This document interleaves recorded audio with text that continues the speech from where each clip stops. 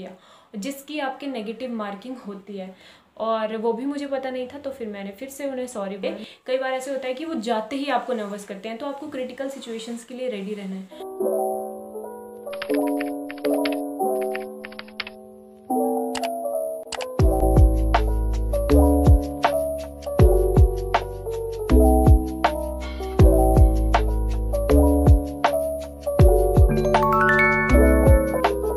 बहुत अच्छे से तैयारी कीजिए, अच्छा इंटरव्यू दीजिए और ट्रस्ट मी सब कुछ अच्छा जाने वाला है और आप सेलेक्ट होने वाले हैं, आई एम श्योर।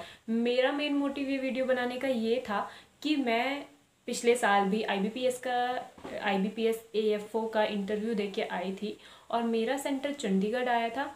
तो उस रिगार्डिंग मैं चाहती हूँ कि मैं आपसे जो मेरा इंटरव्यू का एक्सपीरियंस है वो शेयर करूँ, ताकि आप लोगों को भी आइडिया हो सके, स्पेशली जो लोग पहली बार एग्ज़ाम दे रहे हैं उन्हें ये आइडिया हो सके कि इंटरव्यू का माहौल कैसा रहता है और इंटरव्यू में किस तरह के क्वेश्चंस पूछे जाते हैं और कैसे आपको इंटरेक्शन करनी होती है।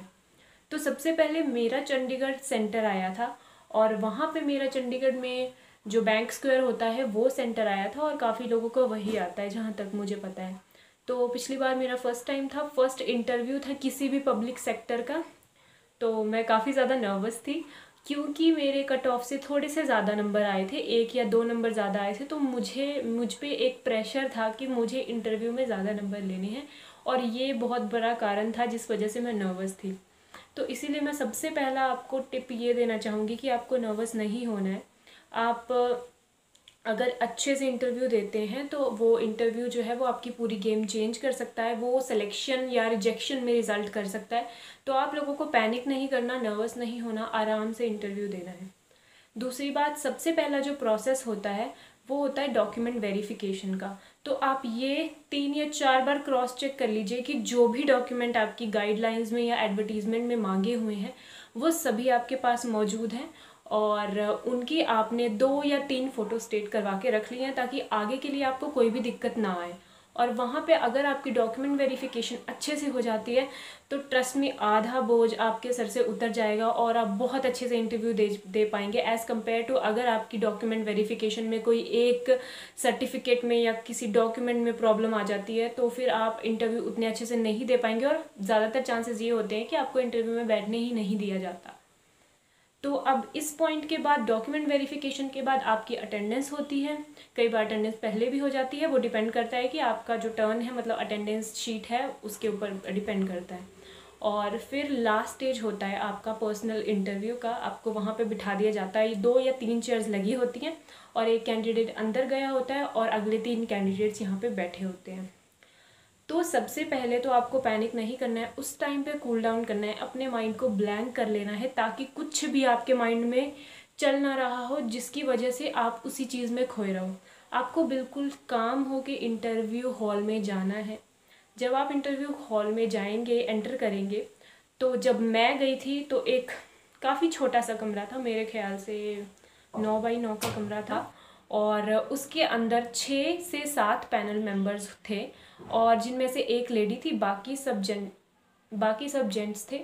तो जैसे ही मैंने एंटर किया तो उन्होंने वहाँ पे क्या किया था कि जो डोर है, फर्स्टली एल्युमिनियम का डोर था और उसके ऊपर उन्होंने एक चाबियों का गुच्छा लटका रखा था, जिसकी वजह से अगर आप ज़रा सी भी आवाज़ करते हो या ज़रा सा भी दूर से डोर को छोड़ देते हो तो बहुत ज़ोर से आवाज़ आती थी, जिनकी वजह से उन्हें पता चलता था कि आपने डोर को धीरे से बंद नहीं किया, जिसकी आपके नेगेटिव मार्किंग होती है। तो आप इस चीज़ का ध्यान रखिए कि जब आप जाते हैं पहली चीज़ जो आपको करनी है वो ये करनी है कि आपको डोर को अच्छे से खोलना है और धीरे से बंद करना है ताकि उसकी आवाज़ ना आए। और आपको वहाँ पे स्ट्रेट खड़े हो जाना है अपनी चेयर के साइड में और उनको गुड मॉर्निंग या गुड इवनिंग विश करना है। एक टिप मैं यहाँ पे सेकंड ये देना चाहूँगी कि जब भी आपका इंटरव्यू शेड्यूल्ड है, जब थोड़े दिनों में एडमिट कार्ड आ जाएगा तो आपको पता लग जाएगा आपका मॉर्निंग में शेड्यूल है या इवनिंग में।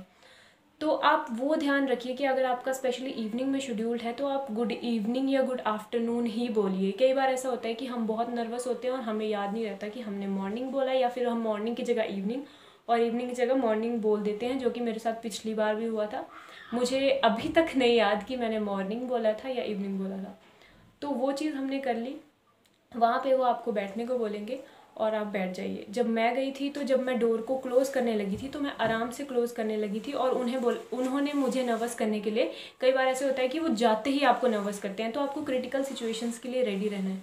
उन्होंने मुझे जाते ही, जैसे मैं डोर क्लोज़ करने लगी, उन्होंने बोला कि जल्दी जल्दी बैठिए, जल्दी जल्दी करिए, जिसकी वजह से उन्हें ये था कि मैं डोर को छोड़ दूँगी और डोर बजेगा, आवाज़ आएगी।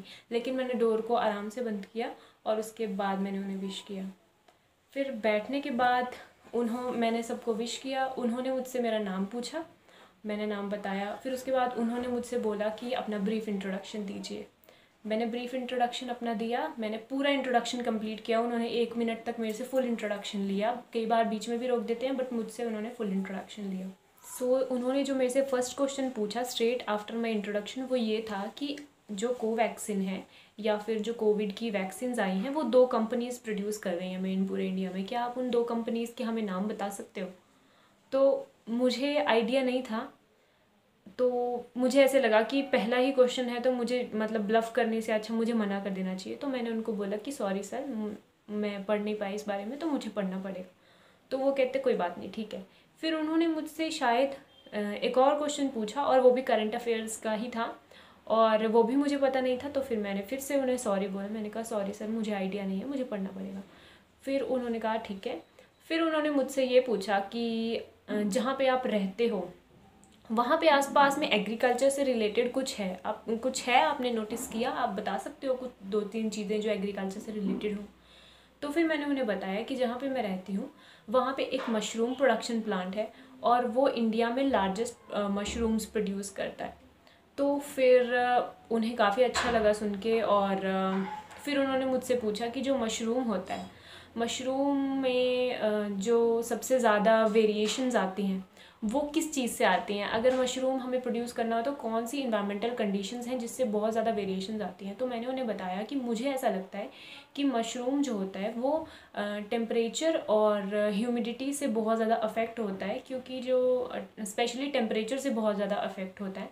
तो फिर उन्होंने कोई हाँ या ना नहीं की। तो आपको थर्ड टिप मैं आपको ये देना चाहूँगी कि अगर इंटरव्यू आपसे कुछ पूछता है और आप जवाब बताते हो और वो हाँ या ना नहीं करता, तो आपको डिमोटिवेट होने की ज़रूरत नहीं है, क्योंकि वो आपको नर्वस ही करना चाहते हैं। तो आपको उस चीज़ को लेट गो करना है, जो हो गया वो हो गया। बस ये है कि आपको झूठ नहीं बोलना या आइडिया नहीं। तो मैंने उन्हें बोला कि जितना मुझे आइडिया है, तो मुझे ऐसा लगता है कि RH और टेम्परेचर मेन फैक्टर होते हैं, जिसकी वजह से मशरूम की ग्रोथ जो है वो बढ़ती या घटती या स्टेगनेंट होती है। उसके बाद उन्होंने मुझसे जो क्वेश्चन पूछा वो ये पूछा कि एक तरह का मशरूम होता है जो नेचुरली पहाड़ों में होता है, जिन्हें हम लगाते नहीं हैं, बट वो नेचुरली फॉरेस्ट एरिया में या वाइल्ड एरिया में पाया जाता है। तो क्या आप उसे पंजाब में या फिर जो हमारा पंजाब का एरिया है, क्या वहाँ पे वो अवेलेबल हो जाएगा? तो फिर मैंने उन्हें बोला कि नहीं, वो शायद उसे हम जो भी बोलते हैं, लेकिन वो अपर हिमालयाज़ में होता है, हिमालयन रीजन यानी कि हिमाचल रीजन में होता है, और पंजाब में वो नहीं मिलता देखने को। एक्चुअली उन्हें एक मेंबर ने मुझसे खुद ही पूछा था कि जहाँ पे आप रहते हो वहाँ पे शायद एक मीट प्लांट भी है। तो मैंने उन्हें बताया कि हाँ, हमारे यहाँ पे एक मीट प्लांट है। तो उन्होंने मुझसे पूछा कि वहाँ पे किस चीज़ का मीट प्रोसेस होता है, आपको अगर पता हो तो। तो फिर मैंने कहा कि वो बीफ प्लांट है सर। तो सर ने मुझसे पूछा कि बीफ किस चीज़ का मीट होता है? तो फिर मैंने उन्हें बोला कि जो बीफ होता है वो काऊ या बफेलो मीट को बीफ बोलते हैं हम। तो उन्होंने बोला कि काऊ मीट को? तो फिर मैंने कहा सर शायद काऊ या बफेलो मीट को बोलते हैं। नहीं, उन्होंने मुझसे पूछा कि दाड़ू किसको बोलते हैं? तो फिर मैंने उनसे पूछा कि मैंने उन्हें बताया कि वाइल्ड अनार होता है, उसे हम दाड़ू बोलते हैं। और फिर उसके बाद एक दूसरे पैनल मेंबर ने मुझसे क्वेश्चन पूछा। उन्होंने मुझसे ये पूछा कि क्या आप ऐसी स्कीम्स बता सकते हो, आप जैसे जहाँ से बिलोंग करते हो, आप स्टेट की कुछ स्कीम्स बता सकते हो जो शुरू हुई हैं वुमेन एंटरप्रेन्योरशिप या वुमेन एम्पावरमेंट के हित में? तो मैंने उन्हें 1-2 स्कीम्स बताई, जैसे कि पंजाब में शगन स्कीम शुरू हुई है, और मैंने उन्हें कुछ सेंटर का मैंने उन्हें बताया कि स्कीम्स का मुझे इतना आइडिया नहीं है। एक सुकन्या स्कीम भी शुरू हुई है, जो वुमेंस डे पे नारी शक्ति अवार्ड्स मिलते हैं, वो भी एक वुमेन एम्पावरमेंट का बहुत बड़ा एग्जाम्पल है हमारे सामने। और इस साल एक ओल्ड लेडी ने शायद 103 ईयर्स की लेडी ने वो वो नारी शक्ति अवार्ड जो था वो जीता था। फिर उन्होंने मुझे फ्री कर दिया। फिर दूसरे मेंबर ने मुझसे, मतलब जो लास्ट या सेकंड लास्ट मेंबर थे, उन्होंने मुझसे क्वेश्चन पूछा कि क्रेडिट और डेबिट में क्या डिफरेंस है। और इसके अलावा एक पैनल मेंबर ने मुझसे ये पूछा था कि जहाँ पे आप रहते हो उस जगह का नाम लेके ये पूछा था कि आप ये बताइए कि वो अर्बन एरिया है या रूरल एरिया है या सेमी अर्बन एरिया है। तो मैंने उन्हें ये बोला कि जहाँ तक मुझे लगता है वो सेमी अर्बन एरिया है, और अब वो काफ़ी फास्ट डेवलप हो रहा है, तो कुछ सालों में, शायद 5-6 सालों में वो अर्बन एरिया बन जाएगा फुली।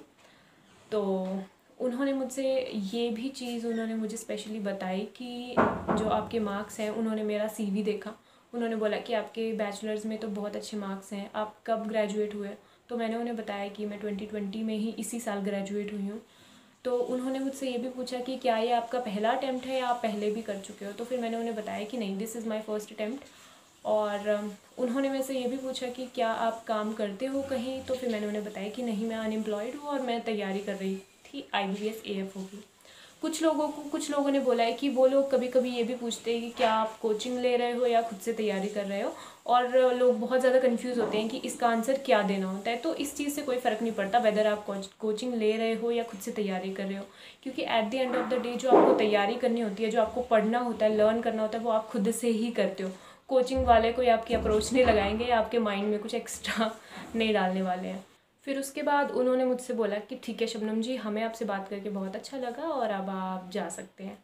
तो मैं उन्हें एक्चुअली थैंक यू बोलना चाहती थी। एक्चुअली मैंने उन्हें थैंक यू बोला था कि ओके सर, थैंक यू, लेकिन मैं उन्हें ये भी बोलना चाहती थी कि मुझे भी आपसे इंटरेक्ट करके बहुत अच्छा लगा, लेकिन वो थोड़ा जल्दी में थे और उस टाइम पे मैं सेंटेंस फ्रेम नहीं कर पाई। पता नहीं क्यों मुझे ऐसा लगा कि मैं कुछ और ही ना बोल दूँ, तो इसलिए मैं उन्हें थैंक्स बोल के और फिर मैं चली आई और मैंने अच्छे से डोर क्लोज़ किया और बाहर आके मैं बहुत ज़्यादा रिलीफ फील कर रही हूँ। अगर आप लोग इंटरव्यू देने जाते हो तो आप मेंटली प्रिपेयर होके जाओ कि आप 2 से 3 घंटे या 3 से 4 घंटे आपको वेट करना ही करना है।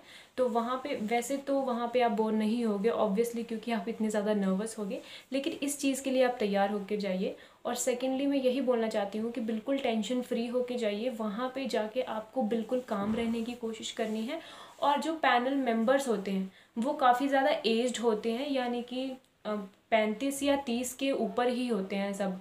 तो उन्हें देख के कुछ ऐसा लगता है कि मैं इतनी छोटी एज की हूँ और मुझसे क्या बात करेंगे इतने सारे लोग, बड़े लोग।